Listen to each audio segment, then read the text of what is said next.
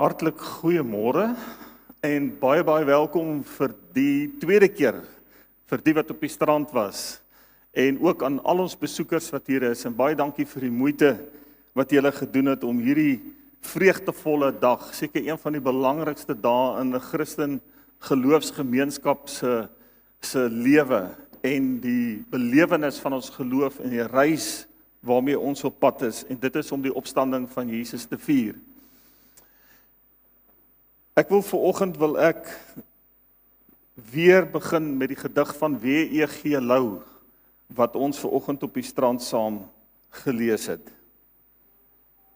3 dae was daar duisternis, alleen, in diep gelatenheid, soos in die sand.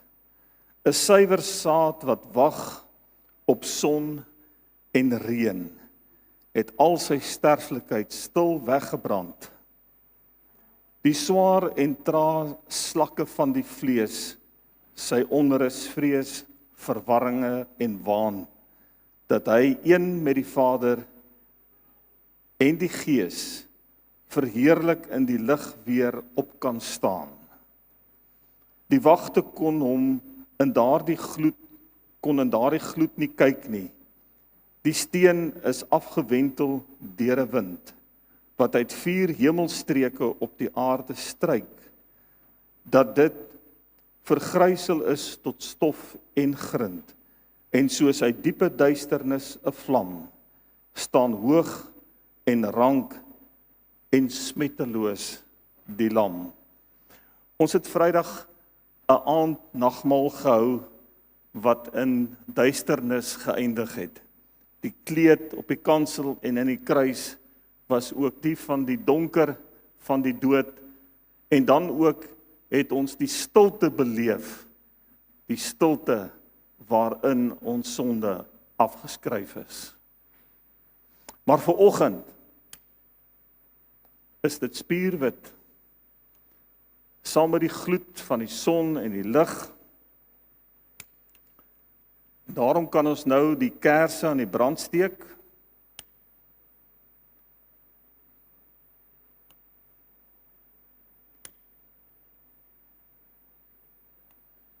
En hiermee verklaar ons die lig en die hoop en die ewige toekoms wat ons vandag gaan vier saam met hierdie soet nagmaal.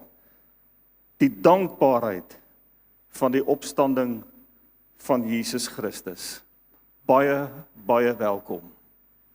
In Openbaring 1 vers 18 groet die Here ons vanoggend met hierdie woorde: Ek lewe tot in alle ewigheid en ek het die sleutels van die doderyk.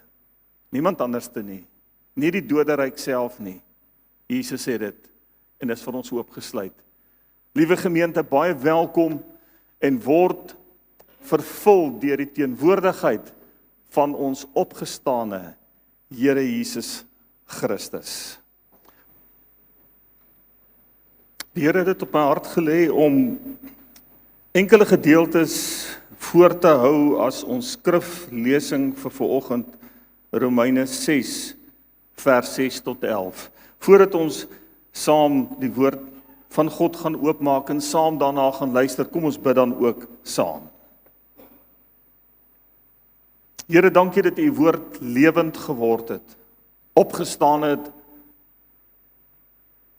uit klip en uit bladsye van ink en onder ons kom woon het en saam met die Heilige Gees vervul en opgewek tot nuwe mense wat so mooi en so sinvol kan leef, kan dien, kan omgee en kan lief hê.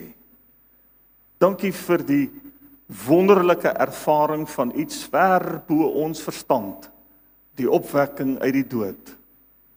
Mag dit baie spesiaal en sinvol vir elkeen wees wat vanoggend hier is. Here, word u dan ook self verheerlik, en as ek die seën bid, dan bid ek Heilige Gees, kom doen meer as 'n mens se stemme en 'n mens se ore. In Jesus naam bid ek dit. Amen. Romeine 6. Daarvan vers 6 tot 11. Ons weet tog dat die sondige mens wat ons was, saam met Christus gekruisig is, sodat ons sondige bestaan beëindig kan word. Ons is dus nie langer slawe van die sonde nie. Ons het saam met Christus gesterwe, daarom glo ons dat ons ook saam met hom sal lewe. Ons weet dat Christus, wat uit die dood opgewek is, nie weer kan sterwe nie. Die dood het nie meer 'n mag oor hom nie. Nou lewe hy, en hy lewe vir God. Maar kyk mooi hoe ek nou daai teks laat uitstaan, dat hierdie opstanding is ook my en jou opstanding. Julle, ons, moet dus altyd onthou, dat ook ons nou vir die sonde dood is, maar vir God lewe, omdat ons een met Christus Jesus is. Net tot sover. Die tema dan vir vanoggend, die opstanding van Jesus Christus, ook my en jou opstanding.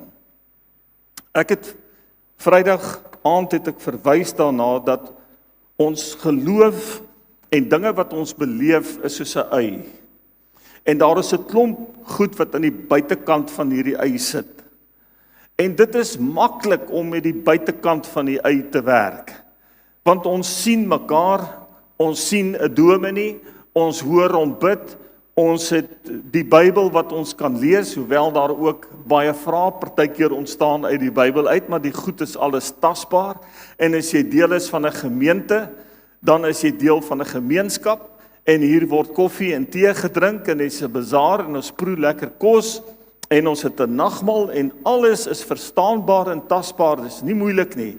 Maar soms gebeur dit, en dit is so dat ook God se woord en Gees ons uitdaag om dieper in hierdie ei se binnekant in te gaan en die skille af te skil, die een velletjie na die ander tot ons daar binne in die kern kom. En dan is daar goed wat vir ons baie keer ver bo ons verstand is. Goed wat ons net so bietjie wil los. En baie van ons, as ons eerlik genoeg is daaroor, soos wat ek vanoggend met julle ook my verhaal gaan vertel oor die opstanding van die dood, sal sê, maar die goed is vir my moeilik om te verstaan. Dominee, en hoe is dit moontlik? Maar ek wil vir julle sê, binne in die kern van hierdie ei, is die opstanding van Jesus Christus. Of jy dit nou verstaan, en of jy dit nie verstaan nie, en of jy daaroor twyfel en dit hoop, en dit maar net iewers te bære vir eendag, dit maak nie saakie. Sonder hierdie opstanding was hier nie 'n kerk nie, was hier nie ons nie. Ons sou nie hier gewees het as Jesus nie uit die dood uit opgestaan het nie. Dit is die fisiese kant. Die geestelike kant, as daar nie opstanding uit die dood was nie, sou ons geen hoop gehad het nie, sou ons geen troostdiens, roudiens sinvol ooit kon afgehandel het nie. En daarom is die eerste punt wat by my opkom, waaroor ons 'n bietjie kan besin, is dat hierdie opstanding van Jesus nie vir die verstand is nie, maar vir die hart. En ek onthou toe ek groot geword het, en ek vir die eerste keer met die dood te doen gekry het, en ek gesien het hoe onmoontlik is dit om ietsie wat dood gegaan het, ooit weer te laat lewe, het ek maar gesukkel, want ek kom uit 'n baie wetenskaplike huis uit, en dit is goed, die wetenskap beteken vir ons verskriklik baie. Maar ek het maar ontsettend gesukkel om met my verstand om hierdie ding van die opstanding uit die dood te kom. Veral as jy 'n jong mens is, en nou weet julle as jy op skool is, doen jy konkrete goeie soos wiskunde en wetenskap en biologie en fisika en allerlei dinge totdat jy uiteindelik 'n matriek kom. So vir 'n tiener was dit verskriklik moeilik geweest om hierdie ding te verstaan van opstanding uit die dood. En daarom was Paasfees vir my 'n vreemde fees in die kerk, toe ek 'n kind was. En dit was iets wat ek nooit kon verstaan het nie. Maar dankie tog dat die Here met ons se pad loop. En hy het met my daai pad geloop. En dit is asof die Here vir my gesê het, luister, jy wil die opstanding uit die dood met jou verstand probeer uitsorteer. En jy gaan nie, want ek het ook vir jou geloof gegee. Ek het ook die saad van die geloof in jou geplant. En iewerste gaan jy dieper in hierdie ei moet ingrawe tot by daai kern. Maar sien dit daar, dat jy nou so wetenskaplik, biologies na baie dinge kyk, gaan ek vir jou iets gee. En ek dank die Here ook vir dit wat hy dit vir my gegee het. En nou is dit nie net met my verstand wat ek dit kan verstaan nie, maar ek dank U vir die beeld wat hy vir my gegee het, die werklikheid wat hy vir my gegee het. En julle sal nou weet, hierdie dominee wat julle 4 jaar gelede amper hiernatoe beroep het, is erg oor voeltjies en fotografie, en later het alles wat vlerke is bygekom, toe skoenlappers, nou is dit naaldekokers, en ek weet nie waar gaan Erika volgende heen hardloop wat ek volgende gaan ontdek nie. Maar as jy gaan vlieg, gaan ek vir jou jaag. En jy gaan my interesseer. Goed wat vlerke het, interesseer my verskriklik.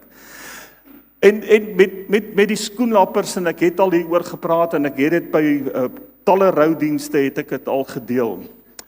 Die Here gee vir ons 'n leidraad, vir almal van julle, wat ook nog so bietjie soos ek, met die verstand rondom hierdie groot ding van hoe werk die opstanding uit die dood, hoe is so iets regtig moontlik, het ek die wonderwerk ontdek, wat ons noem die metamorfose van die skoenlapper. Wat 'n wurmfase is, eers het. Wurmpie is 'n rubberagtige plat dingetjie, as jy hom trap, dan maak hy net so geluidjie en dan is hy leeg. Daar is niks anders as die plante se blare by jou tuin wat hy gevreet het nie.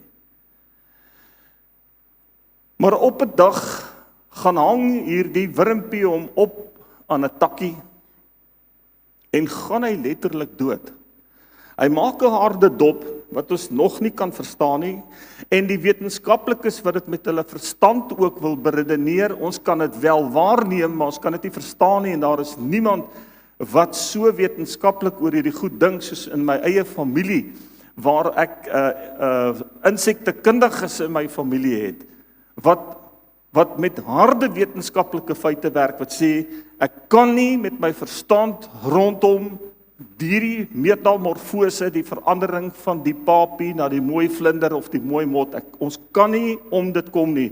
Dit is 'n absolute wonderwerk. Nou hierdie papie word dan kliphard en hy word vloeistof. Nou moet jy weet, binne in daai lyfie van die wurmpie was daar liggaamsdele, al was hy so lank en pap, was daar liggaamsdele en spiere. Hulle het gewerk met bene, met longe wat asemhaal, monddele wat vreet. En nou binne in hierdie papie gee hierdie rispe of larwe sy lewe weg in vloeistof. Hy los op in vloeistof. En wanneer die seisoen reg is, klim daar uit daardie papie 'n wonderwerk, 'n hoendervleis kry hy. Julle moet vlinders kyk, en julle moet nooit vergeet dat die Here, wat al hierdie wonderwerke gemaak het vir ons, hierdie leidrade gee, van ons wat ons kop wil breek oor die opstanding uit die dood, julle moet dink aan al die ander goed. Hoekom breek julle nie julle koppe daaroor nie? Maar dan kom daar 'n vlinder. Julle in 'n vlinder se vlerke het iets op sy vlerke soos 'n keratien. Nou gee ek julle 'n bietjie 'n les in biologie hier en insektekunde, die bietjie wat ek weet. Waar in daai wurm was dit? En hierdie wurm wat hierdie pap breë bek gehad het, wat blare gevreet het, die skoenlapper het 'n strooitjie wat hy so oprol, wat hy diep in die kelke van die blomme af, en hy het sy dieet verander van blare na soet nektar. Hy het sy lewe verander van 'n ding wat rondkruip en vas aan die aarde is, na iets met vlerke wat kan vlieg. Wow! En die groen wurm gee geboorte aan 'n nuwe lewe van 'n skoenlapper met kolle en kleur, kunstig, asof die liewe Vader dit met 'n fyn kwassie en detail self ingekleer het. Hoe op aarde is dit moontlik? Die wetenskaplikes weet nie. En iewerste met my, wat ook so gesukkel het met my verstand rondom die opstanding uit die dood, loof en prys ek die Here, dat ek rustigheid gekry het. En dis 'n groot deel van die boodskap van die opstanding, is rustigheid gekry het. As God dit kan doen, met 'n eenvoudige insek, hoeveel te meer kan hy dit nie doen vir my en jou nie. En nou gaan ons nog verder, en dit is die boodskap wat ek hoor by die Here. Jy wil vashak by die opstanding uit die dood. Hoe is dit moontlik? Maar jy breek nie jou kop oor die skoenlapper. Ek het dit gemaak. En daarom kan ek dit doen. Daar is soveel ander wonderwerke. Ons breek nie ons koppe soos wat julle hier sit, hoe jou hart se kleppe oop en toe maak, ritmies, dat jou bloeddruk konstant bly. Hoe jou senuweestelsels werk, gaan vra maar vir menige dokters, ons heel wat van hulle hier in ons gemeente. In die oomblik as jy begin met die mikroskope werk en selle, en veral die neuroloog, hoe ons brein en ons breinfunksies werk, die feit dat ons kan sien met stafies, en toe ons nog voor ons geboorte was, het hierdie klein babietjie wat ontwikkel het 7 stafies gegroei van die oog af, deur so klein gaatjie in die skedel, en 7 stafies van die brein af, en die goed het perfek op mekaar gaan sit, sodat ek en jy kan sien, en by party mense het ietsie verkeerd geloop, en die mamma het 'n bietjie medikasie gebruik of iets, en hierdie kinders word blind gebore, deur net een van daai stafies wat nie perfek op mekaar gaan sit het nie. Dis die een wonderwerk na die ander, en so die Here mettertyd my verstand vir my stil gemaak, en het ek begin besef dat die opstanding is nie vir die verstand bedoel nie, maar hy is vir die hart bedoel. Dis wonderwerke. Maar julle moet ook na jouself begin kyk. Julle moet ook na die kerk begin kyk. Julle moet meer begin sien, as dat ons net 'n klompie mense is, wat maar partykeer struikel en sukkel. Ons is deel van 'n groot wonderwerk. Maar voor ek by dit gaan uitkom, is daar 'n laaste punt, waaroor ek ook nog wil praat oor die opstanding wat ek al teëgekom het in my lewe. En dit is dat dit nie 'n saak van bygeloof is nie, maar van geloof. Julle sal nie glo nie, bygeloof. Hoeveel bygeloof het ek al opgetel rondom die opstanding? En julle gaan met van hierdie goed gaan julle assosieer. Die een is, en dis 'n baie ou ene, mense mag nie veras word nie, hulle moet begrawe word, en dan word hulle begrawe deur hulle toe te bou, letterlik binne in die graf. Die een wat ek spesifiek geken het, of bygewoon het, ek het die begrafnis gedoen, word daar sinkplate bo op stene, bo op die kus gesit, en dan gras, en dan kom die kluite. En toe ek vra, hoekom so, ek het dit nog nooit teëgekom nie, was dat met die opstanding, dis 'n bygeloof met die opstanding, dat ek nie deur al hierdie grond en goed wat direk op my lê, kan opstaan nie. Dan moet hier eers hierdie mooi spasie wees, waarop ek daarom kan regop kom. Die ander ene, en ek het dit gehoor by sterfbeddens, is, onthou net as ek sterf, dat ek moet skoene aan hê. Hoekom moet oom skoene aan hê? Want ek moet gereed wees vir die opstanding. En as julle na 'n paar ou grafte gaan in Suid-Afrika, sal julle sien dat die kerkmense is almal begrawe, voete in watter rigting? Kan julle onthou? In die oostelike rigting. Van waar Jesus sal kom, dat ek gereed is om op te staan. En die ouens wat ter dood veroordeel is, en die misdadigers, en die kroeks en die skelms, die word in die teenoorgestelde rigting begrawe, voete wes, waarskynlik ook sonder skoene. En dan het ek, toe ek dit nou gehoor het, toe het ek gedink daaraan, was dit juis nie vir daai misdadiger, die krimineel aan die kruis, waarvoor Jesus ook opgestaan het uit die dood uit nie. Wat is sulke bygelowe? En dan het ek baie goed gehoor, en ons het nogal op universiteit, het ons geraak aan 'n klomp interessante vrae, maar wat nou van verrassing?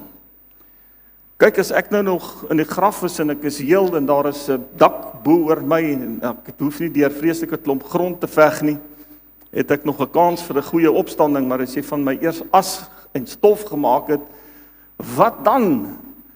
En toe gaan die ouens wat geredeneer het hieroor en sê, maar dis nie die enigste ding nie, daar is hope mense wat van hierdie aarde al verdwyn het. In die Tweede Wêreldoorlog soek hulle vandag na 100.000 mense wat deur bomme weggeskiet is. Wat van hulle? Wat van mense wat in die see verdwyn het en deur seediere opgeëet is?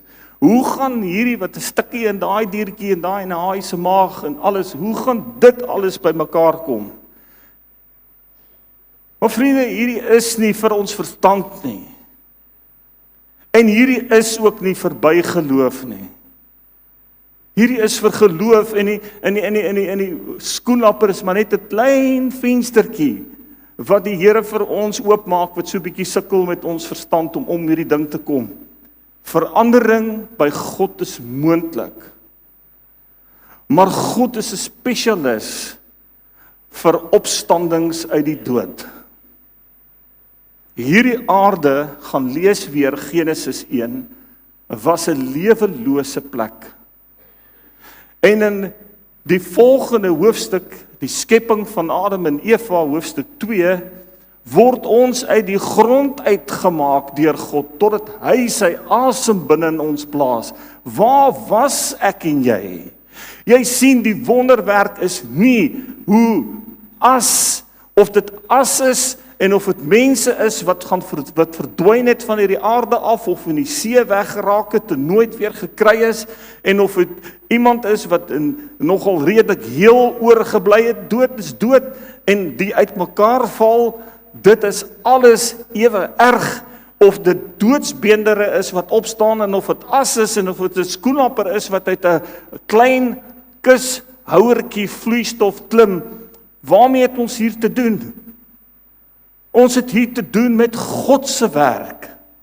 Ons het hier te doen met 'n wonderwerk. En wat is ons as kerk? Ons kan deel in die wonderlike werke. Daarom kan ons Bybel lees, ons kan praat, ons kan preek, ons kan sing, ons kan fees vier, ons kan nagmaal hou, ons kan lief wees, ons kan vergewe, ons kan al hierdie dinge doen. Dis die wonderlike werke. Maar ons kan nie nadoen in die wonderwerke van God nie. Maar God hou dit ook nie van ons af weg nie. As hy hierdie wonderwerke doen, dan doen hy dit vir my en hy doen dit vir jou. Hoe hierdie opstanding ook al moontlik is of vir jou onmoontlik lyk, God het dit gedoen vir my en vir jou. Hy hou dit nie van ons af weg nie. Hoe het God lewe uit 'n lewelose aarde geskep, Genesis 1, met wonderwerke, met woorde. Ons moet eintlik verstom staan oor hierdie wonderwerke. Maar een ding weet ek verseker, dat die teoloë wat sê dat die opstanding van Jesus net simbolies is, en dat dit net 'n metafoor is van 'n nuwe lewe en 'n nuwe kans wat die kerk gekry het, is nie waar nie. Is totaal en al nie waar nie. Want Jesus moet nog die kerk gaan stig. Hy gaan soek hulle, die disippels wat weggehardloop het, onmiddellik na sy dood, gaan die werksaamhede van Jesus voort.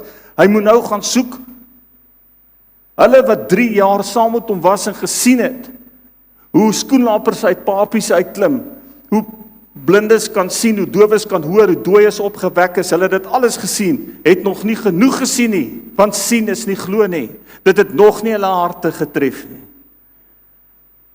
En daarom hardloop hy 'n klomp bang disippels weg. En as Jesus nie die doodheid opgestaan het en hulle gaan soek het by die meer van Galilea, was ons nie hier nie. Hierdie is 'n bewys dat Jesus uit die doodheid opgestaan het. En hierdie bang disippels is almal mettertyd, met die verloop van tyd en hulle werk wat hulle gedoen het, doodgemaak. Wie word doodgemaak vir 'n stukkie simboliek? Wie word doodgemaak vir retoriek? Wie word doodgemaak net vir 'n stukkie prediking wat nie waar is nie? Dit het hulle so getref dat hulle nie meer bang was om ook hulle lewe prys te gee vir die evangelie wat reg oor die wêreld gegaan het nie.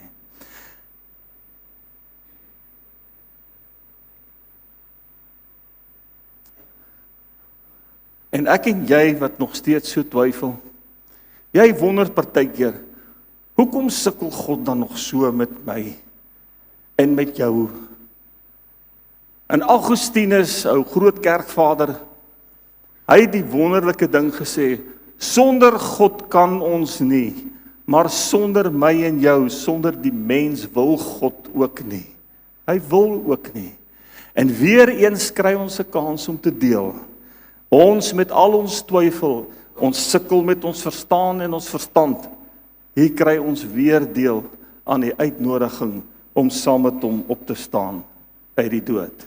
Het jy 'n idee wat jy kan wees as jy begin glo dat jy saam met Christus kan opstaan uit die dood? Het jy 'n idee wat kan gebeur wanneer jy weet ek het saam met Christus uit die doodheid opgestaan?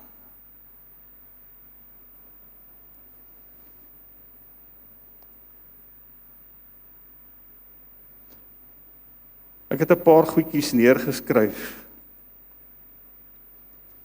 En as ek jou vanoggend uitnooi om te kom deel in hierdie soet nagmaal, dan wil ek hê jy moet dink aan Vrydag aand wat ons gesê het, daar is 'n paar goed wat ook saam met Jesus nog moet sterf aan hierdie kruis, maar vanoggend is daar 'n paar goed wat kan opstaan, wat kan vlerke oopmaak, soos die metamorfose van 'n wurmpie na 'n skoenlapper toe.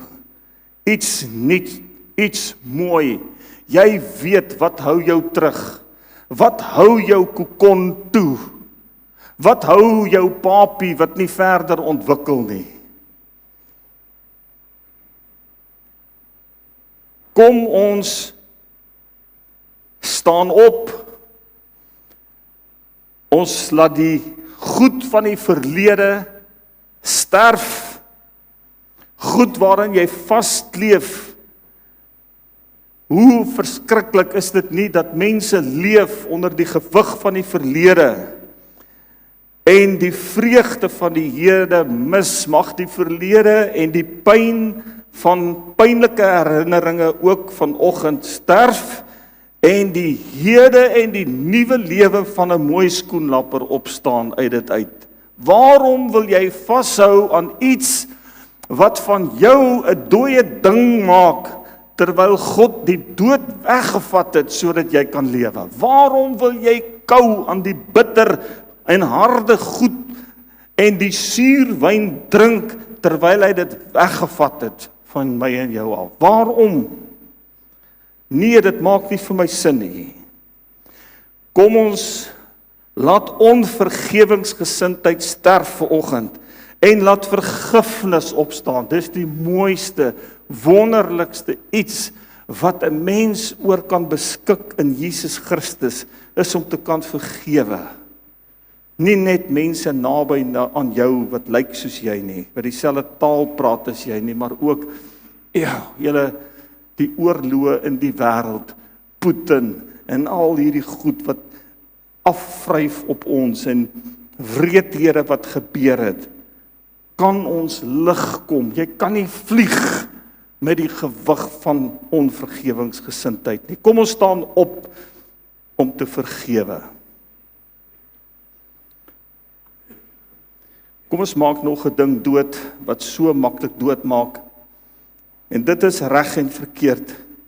En almal af te skryf wat dan nou verkeerd is. Wat nie soos ek die lewe sien nie, wat nie soos ek die geloof sien nie, wat nie soos ek dink nie. Reg en verkeerd. Nou wil ek vra vanoggend, wil jy reg wees? Of wil jy skoenlapper wees?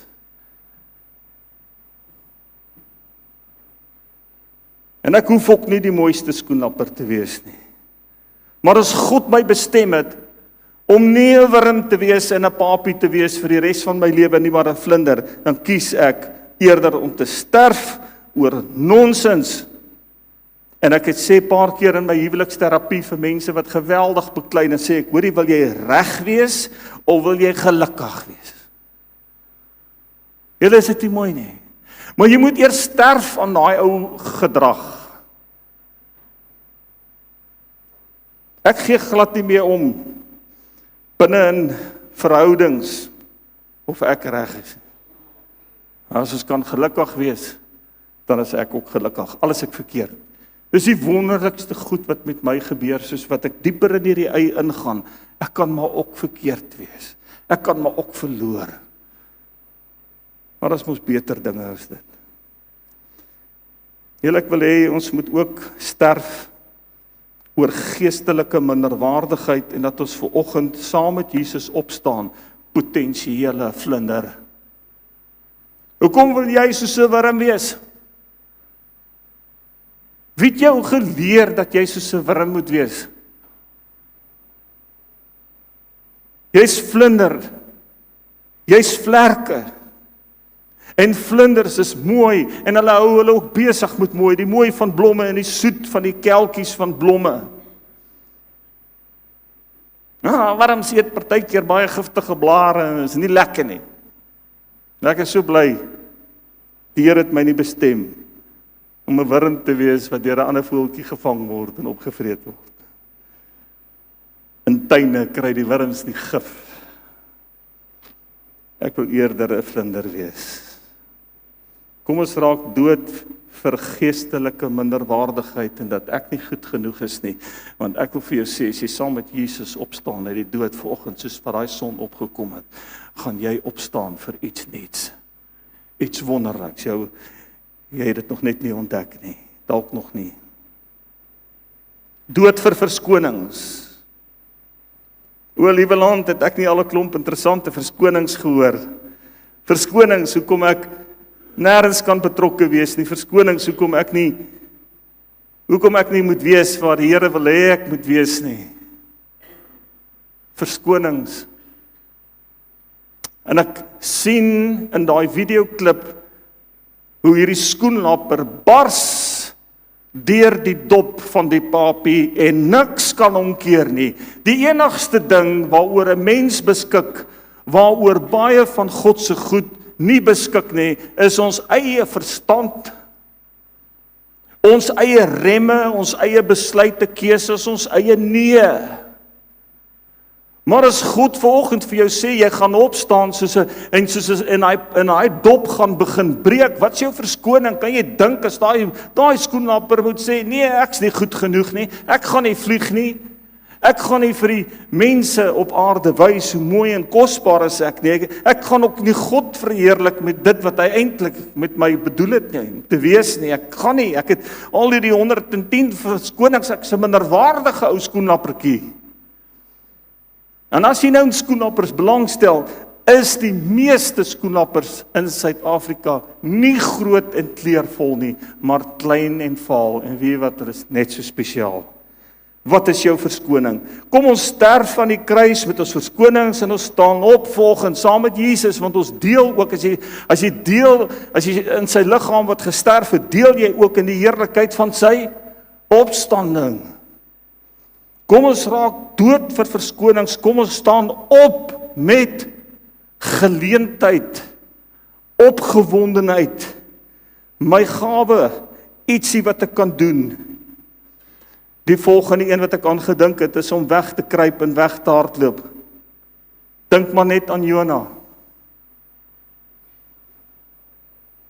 En dan het hy hierdie doodmotief.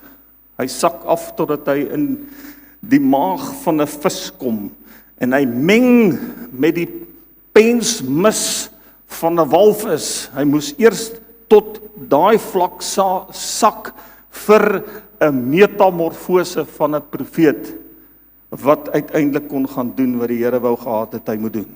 Hy het ook probeer weghardloop en hy het probeer om weg te kruip.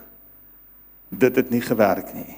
Kan ons bietjie sterf in dit en opstaan met my teenwoordigheid, my dankbare teenwoordigheid, want ek was dood en ek het lewend geword. Dood vir slegte gewoontes. Slegte gewoontes. Dit lê nie so op die geestelike vlak nie, maar dit het 'n effek op 'n mens se geestelike lewe. Hierdie goed het 'n effek op jou. Ons is liggaam, siel en gees in een geweef. En so kan slegte gewoontes en goed waarin jy verslaaf is, die kan naderhand jou terughou en weghou en weerhou om vlinder te wees. Dit kan partykeer selfs skaamte veroorsaak vir die mense die naaste aan jou. Baie van ons slegte gewoontes is ook nie gesond nie. Daar is iets heilig en rein en skoon aan 'n skoenlapper wat opstaan. En ek voel jammer vir hierdie lewe wat soveel leed aan ons gedoen het, dat ons partykeer voel ons moet onsself besoedel. As ek nie my breinselle onder beheer gaan bring van sekere middels wat ek gebruik nie, dan gaan ek die pyn die hele tyd voel.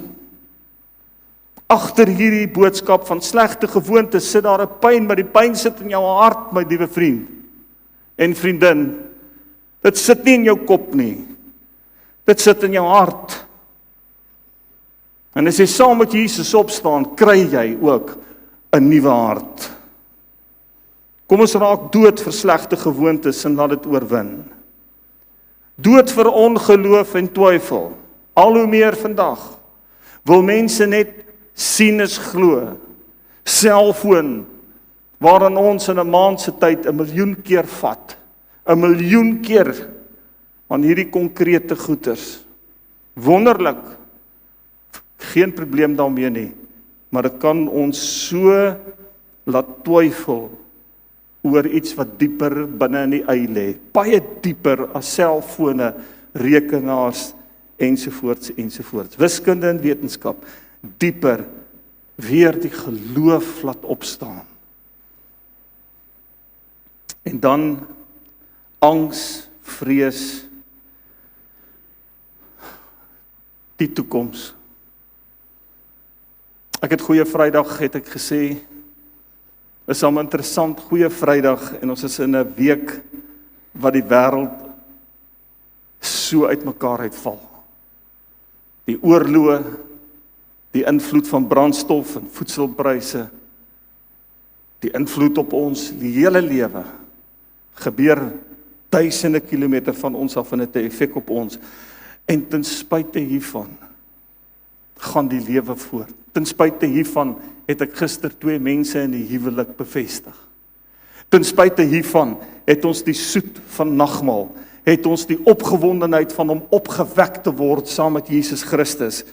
Hierdie aarde, Tosius was reg, is nie ons woning nie, is nie ons God nie, en is ook nie die eerste teleurstelling wat uit die aarde uitkom nie. Maar dit is die goed waarin ons vastlou vir lewe en dood, want dit is konkreet. En dit bring dan angs en vrees oor ons, wanneer ons sien hoe hierdie goed begin krummel en wegdryf uit ons beheer uit. Kom ons staan op in die plek van angs en vrees, vreugdevol in pas met die lewende opgestane Jesus Christus. Vreugdevol in pas, hoopvol, skoenlappervlerke vry. Geen aardse koning het gedoen wat Jesus gedoen het nie. Daarom leef Christene nie onder die gewig van die aarde en sy konings en sy koninkryke nie. Vlieg ons verder en wyer as wat jy ooit kon gedink of gedroom het. Ek nooi julle almal uit om in hierdie opstandingsnagmaal 'n soet smaak vanoggend te deel. Hierdie soet broodjie wat ek nou breek en uitdeel, uniek het 'n ander broodjie.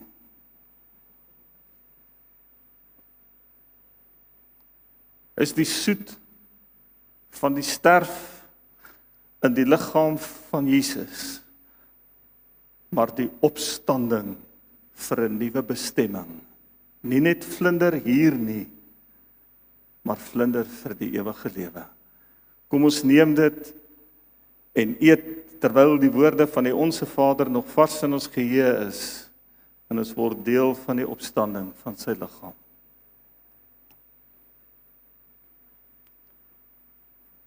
Die wyn herinner ons aan 'n druiwekorrel wat sy lewe prys gegee het, sodat daar iets anders kan kom, soos wyn. Bloed van Jesus wat rooi is en ons skoon was, sodat daar vir ons geen veroordeling is nie. Geen siekte, julle, geen sonde kan ons ooit verwyder uit die hand en die hart van God ons hemelse Vader. Dis wat Jesus Christus vir ons kom doen het. En daarom word dit genoem die beker van vreugdevolle dankbaarheid. Jesus het opgestaan uit die dood en daarom lewe ek. Kom ons neem dit en ons drink en ons sê uit ons harte uit dank met groot vreugde. Vriende, kom ons staan vir die geloofsbelijdenis. Dit is so 'n klassieke geloofsbelijdenis van baie jare gelede. Ek het hom bietjie kort gemaak en opgesom vir ons. En dan bly ons staan vir ons jubelende slotlied direk hierna. Hierdie geloofsbelijdenis vir 'n vreugdevolle Paasfees klink so. Ons glo dat Jesus op die 3de dag na sy kruisiging uit die dood opgestaan het. Dat hy opgevaar het na die hemel en sit aan die regterhand van die Vader. Daar is aan sy koningsheerskappy geen einde nie. Die Heer is die lewendmaker. Daarom bely ons die vergifnis van sondes en leef met hoop en oorwinning na die ewige toekoms. Amen. Daar waar jy sit, kom ons neem hande van mense om jou, naby jou, langs jou. Dankie Here, die graf is oopgesluit, so ook die nuwe lewe, hoop en die ewige lewe. Amen.